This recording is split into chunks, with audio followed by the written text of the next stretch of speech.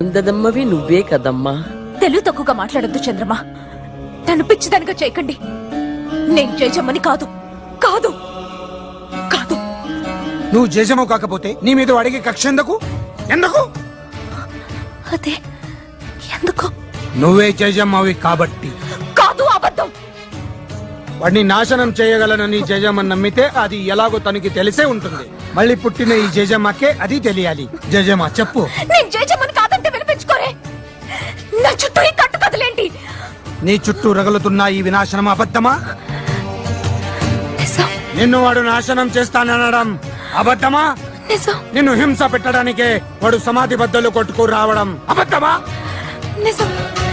నిజమే. అప్పుడు నువ్వే జేజమ్మ అన్నది కూడా నిజం. నువ్వు మళ్ళీ పుట్టావుని అల్లా సాక్షిగా నేను నమ్ముతున్నాను. అది నిజం కాదు. అవును. కానే కాదు. ఏ సచ్ హై? కాదు. ఏ సచ్ హై? కాదు. देखो మాట నిలుపుకొంటివమ్మ జేజమ్మ, మళ్ళీ జన్మ ఎత్తినావమ్మా. देखो देखो చంద్రమా, జేజమ్మ అయినా? అవును. జేజమ్మ. అవును. ఈ కత్తి ఓడుపు జేజమ్మది, కాకింకెవరిది? అవును, అదే రాజసం.